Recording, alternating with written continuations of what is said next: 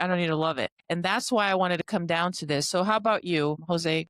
How did it work for you? What is the most or the key for you to being successful? I think for sure the love of the game is where it starts. And then when you start moving up, because once you, and Dallas could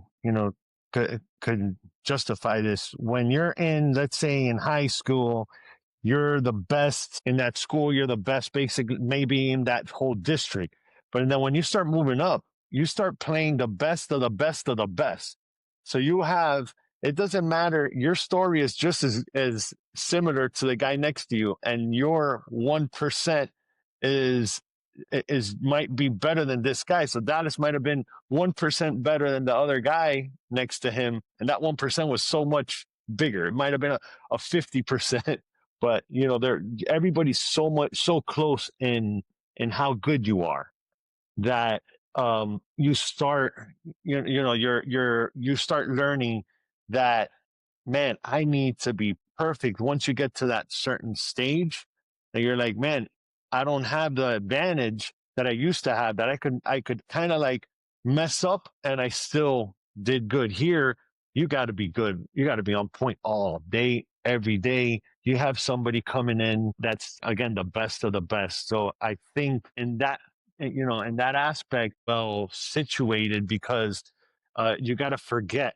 and have short-term memory and forget how you did the last play and move on. Because if not, you're done. You're done for, because if you take it to the next stage, then you might make an error. If you're playing, infield, or you might strike out again. So, you got to always start looking into, how do I forget about what happened, and, and mentally, bring it back and concentrate and be that and just make it happen.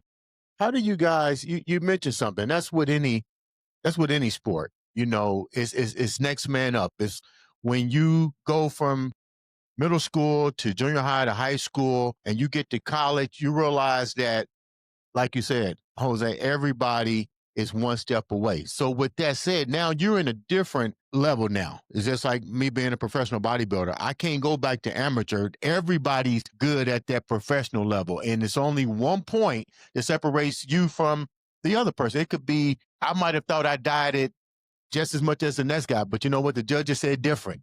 How do you guys level up when everybody at that level is just as good as you? That was my question. I can't wait. Yeah, well, the first thing is you don't think about that. I like the way you be saying, but you be like, you go out there and you play, and if the next guy's better than you, then that's the way it is. But I never went on the field saying, man, this guy's really good. I got to watch, I feel with you, and I'm going to compete, and we're going to see what happens after that. So you never bow down to, I'm sure Jose said the same thing, even at the level he was at. You just go out there and play the game and say, I'm going to do what I can do and forget about if something happened bad and just keep it moving. Not compared to somebody else. So we forgot about you.